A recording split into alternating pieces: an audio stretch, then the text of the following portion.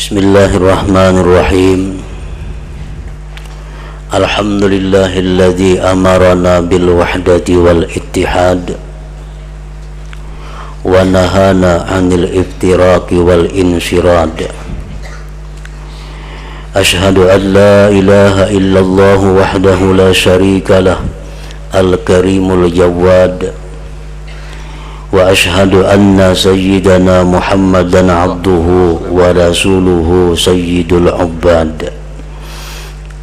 Allahumma salli wa sallim wa barik ala sayyidina Muhammadin syafi'il ibad wa ala alihi wa sahbihi wa dhurriyyatihi wa atba'ihi ila yaumil ma'ad. Amma ba'd. Yang kita hormati dan kita cintai para habaib dan para alim ulama, para muhibbin, hadirin hadirat rahimakumullah. Puji dan syukur senantiasa kita haturkan kehadirat Allah subhanahu wa ta'ala yang selalu memberikan anugerah dan nikmat kepada kita. Salawat dan salam kita haturkan kepada junjungan kita Nabi besar Muhammad sallallahu alaihi wasallam dan kepada seluruh keluarga, para sahabat, zuriat dan pengikut beliau sampai hari akhir nanti.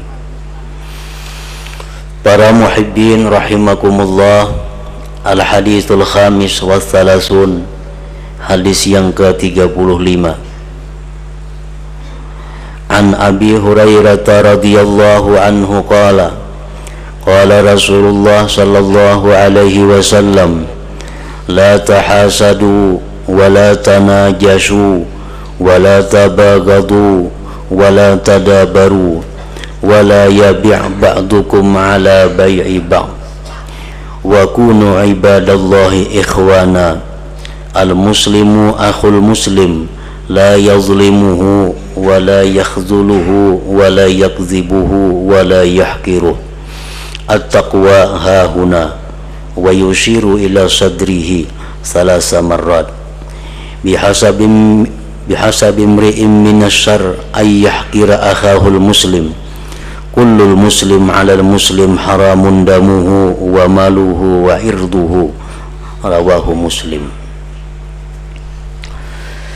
Dari Abi Hurairah radhiyallahu anhu, beliau berkata, telah bersabda Rasulullah sallallahu alaihi wasallam, la tahasadu, janganlah kalian wahai umatku saling dengki mendengki.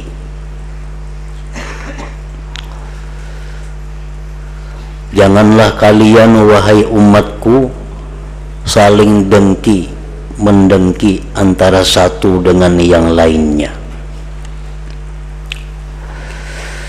Dengki itu adalah menurut ta'rifnya tamanni zawalin ni'mah 'alal ghair, mencita-cita hilangnya nikmat atas orang lain, atau menyukai, kepingin, ketuju hilang nikmat atas orang lain. Itu ngarannya adalah dengki, dan ini termasuk min af'alil qalbi, termasuk perbuatan hati. Dengki andaknya letaknya di dalam hati, mencita-cita, ketuju, nah itu di hati. Ketujuh hilang nikmat atas orang lain. Rasulullah sallallahu alaihi wasallam melarang, menegah kita untuk berbuat demikian. Wa qad tatabaqatil milalu wa tawafaqat ala dhammihi wa qubhi. Sepakat seluruh agama apapun di dalam dunia ini sepakat mencela sifat dengki itu. Jadi bukan hanya Islam yang melarang dengki, tetapi agama lain, Yahudi, Nasrani, Majusi dan lainnya, seluruhnya itu melarang umatnya untuk bersifat dengki ini. Para muhibbin rahimakumullah, para ulama menjelaskan kenapa kita dilarang bersifat dengki itu. Mereka menjelaskan bahwa sifat dengki itu banyak menimbulkan berbagai macam kerusakan-kerusakan. Yang pertama, mereka menyebutkan bahwa kejahatan sifat dengki itu annahu ya'kulul hasanat kama ta'kulun narul hatab, bahwasanya dengki itu memakan kebaikan-kebaikan sebagaimana memakannya api akan kayu yang kering. Jadi di dalam hati kita, apabila kita ini dengki kepada seseorang, maka amal kebaikan kita itu dimakan oleh seseorang itu. Jadi ruginya double. Amal kebaikan kita dimakannya, sedangkan yang kita inginkan nikmat hilang daripadanya belum tentu terjadi. Nah, kawan kita dapat harta banyak, kita kepingin inya tuh kada sugih. Nah, itu ngarannya dengki. Kawan kita naik pangkat, kita kepingin inya tuh kada usah naik pangkat. Nah, ngarannya adalah dengki. Kawan kita payu berjualan, kehendak kita tuh kada usah payu berjualan. Nah, dengki ngarannya. Bila dalam hati kita ada itu, berarti kebaikan-kebaikan kita serahkan kepada orang itu. Kebaikan kita akan dimakannya. Nah, yang kedua, yaskhatu alaihi rabb, Tuhan marah, Tuhan murka atasnya. Orang yang ada sifat dengki di dalam hatinya, itu Allah murka. Bahayanya kalau Allah itu murka, seluruh kebaikan yang kita lakukan tidak diterima olehnya. Allah tuh bila sarik lawan seseorang, kayak apakah orang tuh sembahyang, puasa, membaca Quran, kada dihiraukan Allah, karena Allah sudah sarik. Nah, hendaknya orang yang dimarahi Allah itu sebelum beribadat minta ampun dahulu lawan Allah, supaya Allah cinta. Nah, bila Allah cinta, jangankan kebaikan, dosa kita diampuni Allah, apalagi kebaikan yang kita lakukan. Tapi bila mana Allah kada katuju lawan kita, maka semuaan habis. Nah, orang yang dengki itu Allah murka kepadanya. Yang ketiga, bahayanya dengki itu yughlaqu anhu babut taufik, ditutup atasnya pintu taufik. Artinya apa? Orang ini disulitkan untuk berbuat kebaikan, berbuat taat berat orang ini, karena ditutup pintu taufik. Akibat apa? Akibat dengki yang ada di dalam hatinya. Yang keempat, aslun katsir minal maksiat, dengki itu merupakan pokok yang banyak daripada maksiat. Gara-gara dengki banyak maksiat-maksiat timbul. Kal kibri, seperti sombong. Nah, iblis menjadi terkutuk berasal dari sifat ini, dengki. Iblis sekian ribu tahun beribadah kepada Allah tanpa henti. Tidak ada sejengkal pun langit melainkan pernah iblis sujud di situ. berapa luas langit itu, kadada kosong sakilan pun di langit, melainkan iblis pernah sujud kepada Allah. Nah, bukan main ahli ibadatnya si iblis ini. Begitu Allah menciptakan Adam dari tanah, Adam dicipta oleh Allah, dan Adam belum berbuat taat kepada Allah, hanya diulah, belum ada apa-apa. Langsung Allah menyuruh para malaikat dan seluruh penghuni langit untuk sujud kepada Adam. Nah, ini merupakan nikmat anugerah yang sangat besar bagi Nabi Adam. Hanya diulah, belum berbakti apa-apa, sudah disuruh menghormati Adam. Nah, di sini iblis dengki. Ujar iblis, aku beribu tahun beribadat, kada disuruhnya orang sujud lawan aku. Ini makhluk nang hanyar, belum apa-apa, kenapa disuruh kami semuaan sujud lawan inya? Nah, ini iblis dengki. Oleh karena kedengkiannya itulah iblis menjadi sombong, enggan untuk sujud mengakui kehebatan Nabi Adam. Akhirnya apa yang terjadi? Iblis selalu berusaha merusak Adam. Iblis selalu berusaha menghancurkan Adam, sampai berusaha mengeluarkan Adam dari surga. Nah, itu akibat kedengkian.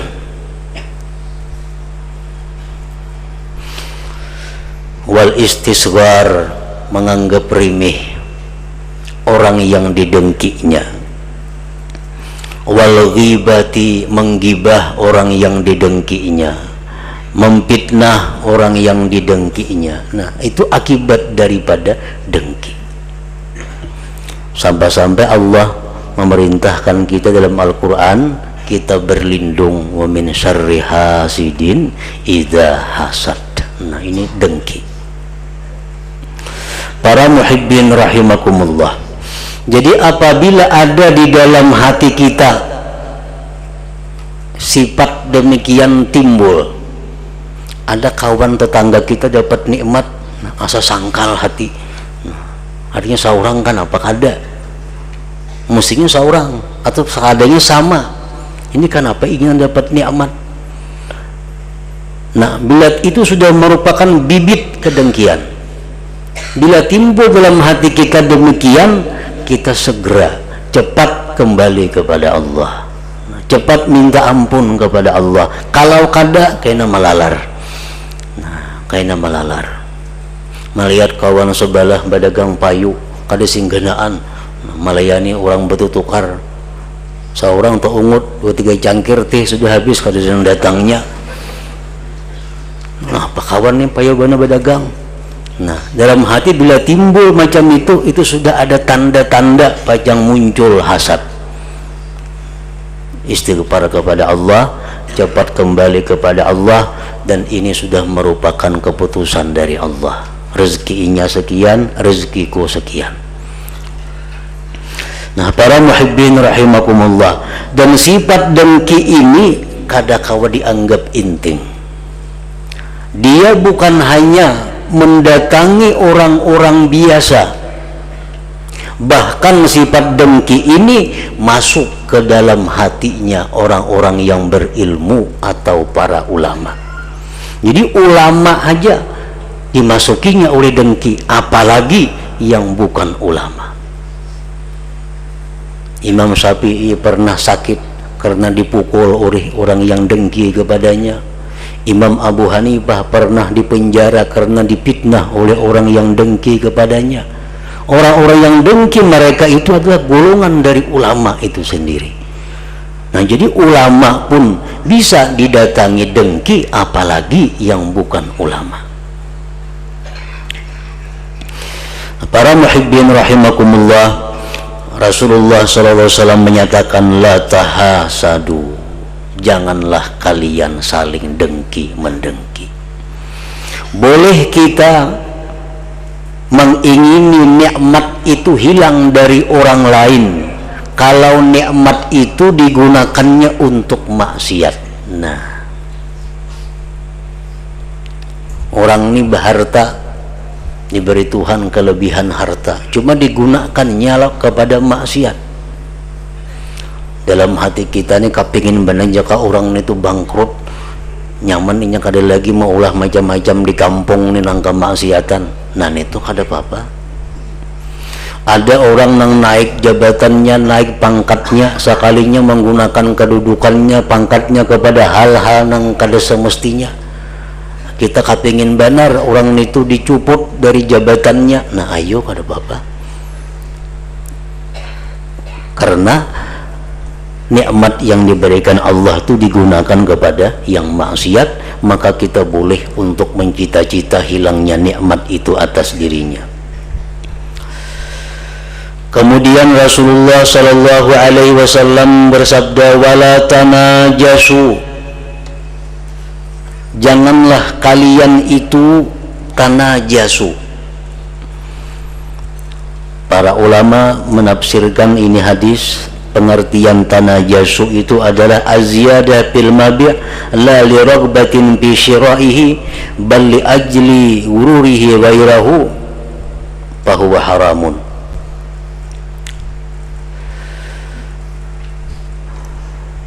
Menambahi pada barang yang dijual bukan karena ingin membeli, tetapi hanya untuk memperdaya orang lain. Nah ini misal orang sedang bertawaran, ujar pembeli 10.000 aja lah, ujar nang ampun toko itu 15 tuh sudah pas, 10 aja ujar nang calon pembeli ini.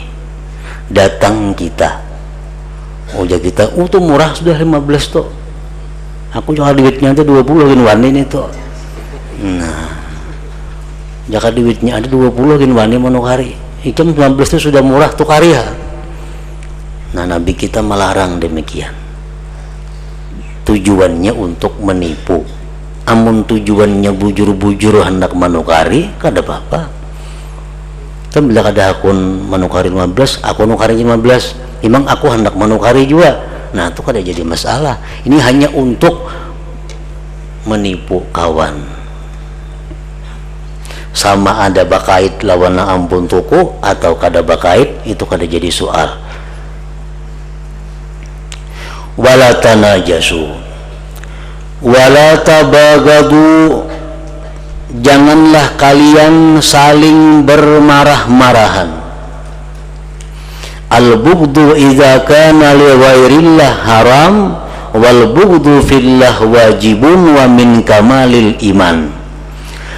Kebencian kepada seseorang itu bila bukan karena Allah hukumnya haram, kebencian karena Allah itu hukumnya wajib dan termasuk kesempurnaan iman.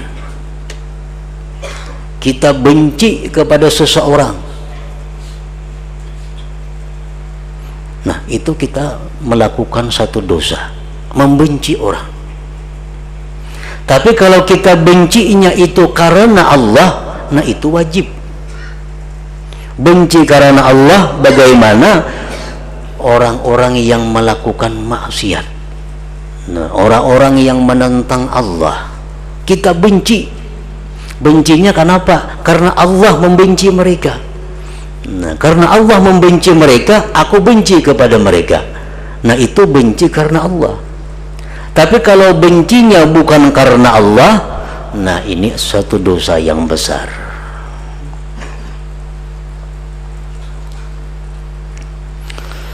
Dalam sebuah hadis Rasulullah sallallahu alaihi wasallam menyatakan, man ahabba lillah wa abghada lillah wa a'ta lillah wa mana'a lillah faqad istakmalal iman. Barang siapa cinta karena Allah, aku cinta kepada inya karena inya itu orang yang dicintai Allah.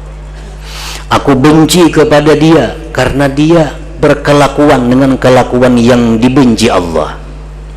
Aku memberi dia karena Allah, aku tidak memberi dia karena Allah. Nah kalau kita mampu demikian, itu menunjukkan kesempurnaan iman kita.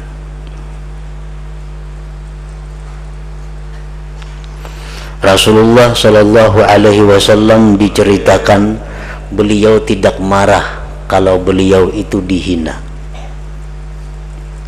Beliau tidak marah kalau beliau disakiti. Beliau tidak membenci orang yang menyakiti beliau. Tetapi beliau akan merah mukanya, marah apabila dilanggar hukum Allah Subhanahu wa ta'ala. Nah, itu pengertiannya marah karena Allah. Marah karena Allah.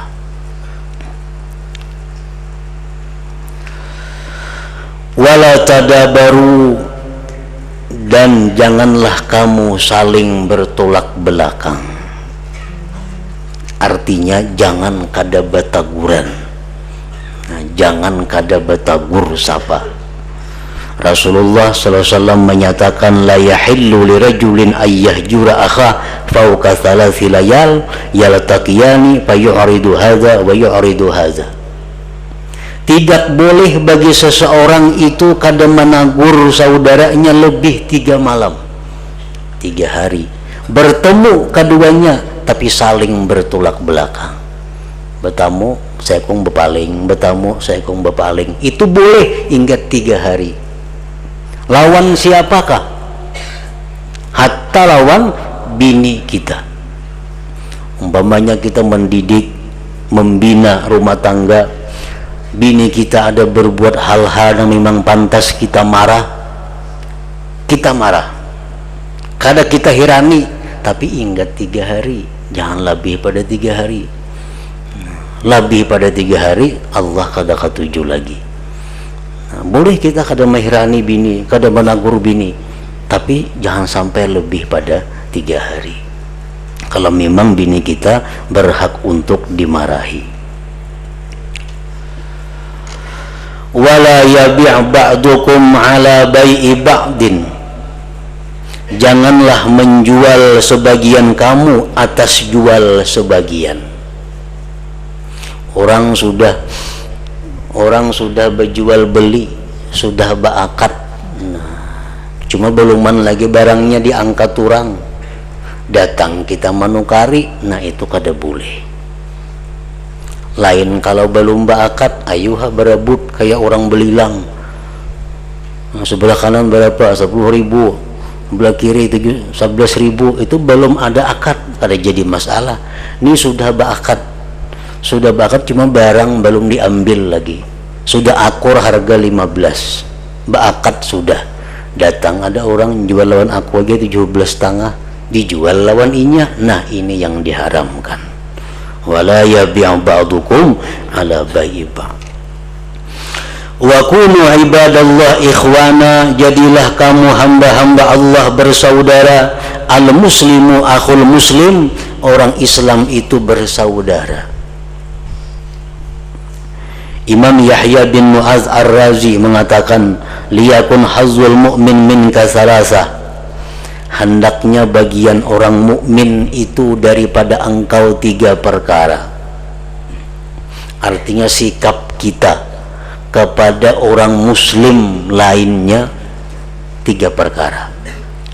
Illam tanfa'hu fala tadurruh, jika engkau kada bisa memberi manfaat lawan inya, jangan memudaratkan inya.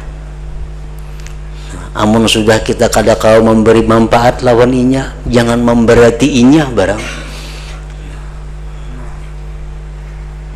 Wa illam tufarrihu fala tughimma, yang kedua, jika engkau kada kau menggembirakan dia, jangan membuat inya sedih barang. Nah, menggembirakan inya kada kawa, jangan membuat inya sedih barang. Yang ketiga, wa illam tamdahu fala tazumma, jika engkau tidak bisa memuji dia, jangan dicela barang. Sama pakai baju kan apa kan nang inya kada baik, nang kita kada hendak memuji, ayo kada usah memuji, tapi jangan mencela. Nah, jadi hak orang mukmin kepada diri kita 3 perkara tadi. Amun kita kada kau menolong, jangan memberati. Amun kita kada kau menyenangkan orang, jangan menyusahkan, menyedihkan orang.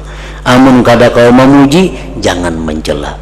Itu sudah cukup untuk minimal yang kita lakukan kepada sesama muslim. La yazlimuhu, tidak boleh seseorang muslim itu menzalim muslim yang lainnya, baik dirinya, hartanya, agamanya, atau pribadinya. Wala yakhzuluhu, dan tidaklah dia membiarkan saudaranya teraniaya atau terzalimi. Kita melihat, kita mengetahui ada seseorang muslim terzalimi atau dizalimi, kita kada boleh berdiam. La yakhzuluhu, ujar Nabi kita, jangan berdiam. Kita mesti berusaha dengan usaha apapun, sekedar untuk melepaskan dia dari keterzalimi itu. Allah Subhanahu wa ta'ala berfirman dalam hadis qudsi, wa izzati wa jalali la antakimanna minaz zalim bi'ajilihi wa ajilihi. Ujar Tuhan, demi kemuliaan dan kebesaranku, aku akan menindak orang yang zalim itu di dunia dan akhirat. Siapa ada orang zalim yang selamat? Kayak apapun tingginya pangkatnya, kayak apapun kuatnya, akhir-akhirnya orang zalim tersungkur. Itu sudah Allah bersumpah, aku akan menindak orang-orang yang zalim di dunia dan akhirat. Jadi kada bakalan selamat. Di dunia kada selamat, di akhirat kada selamat. Baik orang yang zalim menganiaya harta, macam orang korupsi, atau menganiaya pribadi, atau menganiaya diri orang, menangkap orang yang kada salah, umpamanya zalim, akan dibalas Allah di dunia ini, apalagi di akhirat. Wala antakimanna mimman ra'a mazluman yaqdiru ala ayyan surah falam yaf'al, dan Allah akan menindak orang yang melihat orang yang dizalim, dia mampu menolong tapi tidak menolong. Nah, kita melihat ada orang lain dipukuli, padahal kita kalau baku jiak minta tolong, tuh si anu dipukuli orang, tapi kita berandai atau bersembunyi. Allah akan menghukum kita. Allah akan menghukum kita. Nah, wala yakhzuluhu. Jadi kita kada boleh diam, sekecil apapun usaha kita untuk menyelamatkan saudara kita yang muslim daripada aniaya atau kezaliman itu. Sudah tahu tuh dadayan kita, dadayan saudara kita, ada maling mengambil dedayan. Nah, baku jiak, kenapa kah tuh maling? Karena ini orang zalim akan mengambil harta orang lain. Nah, kita bantu.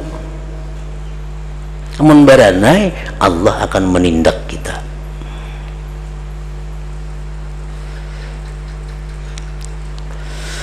Wala yakzibuh, dan tidaklah seorang muslim itu mendustai orang muslim lainnya.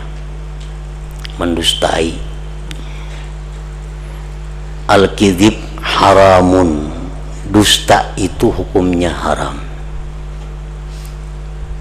Ada dusta ini haramnya haram nang berat sampai murtad ada. Jadi keharamannya dusta itu bertingkat-tingkat tergantung apa kedustaannya. Illa li'inqadhi mali muslim au nafsihi fawajibun. Kecuali kita berdusta untuk menyelamatkan harta orang muslim atau diri orang muslim, maka wajib berdusta. Nah, kita menyelamatkan harta orang Islam atau diri mereka, lalu kita berdusta supayanya selamat, itu wajib berdusta.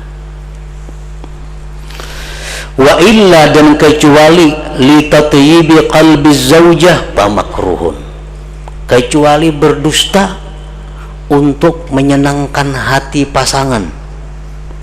Bini menyenangkan hati laki lalu berdusta, laki menyenangkan hati bini lalu berdusta. nyaman lah masakan tuh jadi bah nyaman bener padahal masin pamakruhun makruh kada haram kada wa illal islah bainan nas dan kecuali mendamaikan manusia yang sedang bermasalah pamubahun maka itu boleh berdusta. Tapi pada dasarnya, pada pokoknya berdusta itu adalah haram kecuali ada hal-hal tertentu. Wala yahkiruhu dan tidak boleh seorang muslim itu menghinakan orang muslim lainnya. At-taqwa hahuna bermula takwa itu ujar Nabi di dada, di dalam hati artinya. Nah kita menghinakan orang, apakah orang itu bujur-bujur hina? Karena manusia yang hina itu manusia yang kada takwa, itu hina. Sedangkan takwa dalam hati, tahukah kita ketakwaan seseorang? Kada tahu. Nah jadi tidak boleh menghinakan seseorang kata Rasulullah. Bihasbi mri'in minasyarr, cukuplah seseorang itu jahat ayah kira akhahul muslim, bahwa dia menghinakan saudaranya orang muslim. Kullul muslim alal muslim, setiap orang muslim atas muslim lainnya haramun haram damuhu darahnya, wa maluhu hartanya, wa irduhu dan pribadinya. Rawahu Muslim, hadis ini riwayat daripada Imam Muslim. Nah selanjutnya hadis yang ke-36.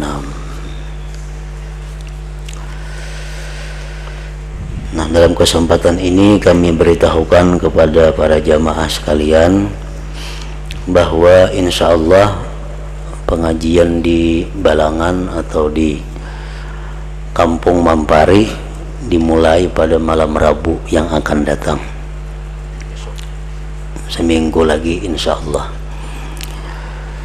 Nah di samping itu akan kami sampaikan beberapa pemberitahuan.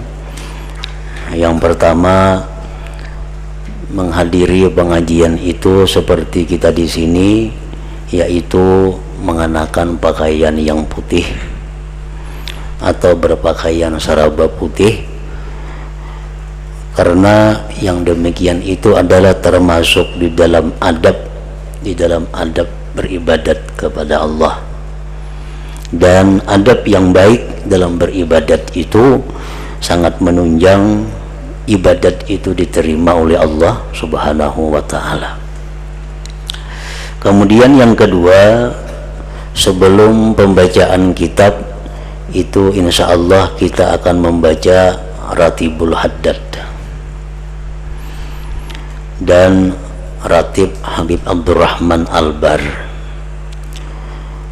Dua ratib itu dibaca karena berfungsi atau berfaedah untuk membawa kita kepada husnul khatimah. Karena petunjuknya demikian, orang-orang yang melazimi atau mengamalkan ratib itu yurzaku husnul khatimah, dia akan diberikan Allah matinya dalam kesudahan yang baik. Dan itu adalah harapan kita sabarataan. Nah kemudian yang ketiga yang ingin ulun sampaikan, bahwa kepada saudara-saudara kita yang ingin berusaha di situ, berwarung umpamanya, ini di mana ada pengajian ada warung tuh, ada jauh di mana-mana aja. Nah, dipersilahkan aja berwarung di situ, cuma diharapkan jangan sampai melibatkan bebinian atau ibu-ibu, baik nang tuha atau nang anum sama aja. Jadi nang bewarung tuh lalakian orangnya.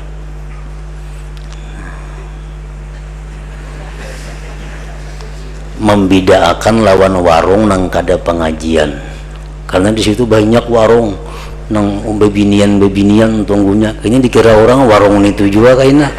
Nah, jadi warung khusus pengajian ini lalakian, nang melayani lalakian, nang tukang sorong lakian, tukang ulah tih lalakian, samuan lalakian.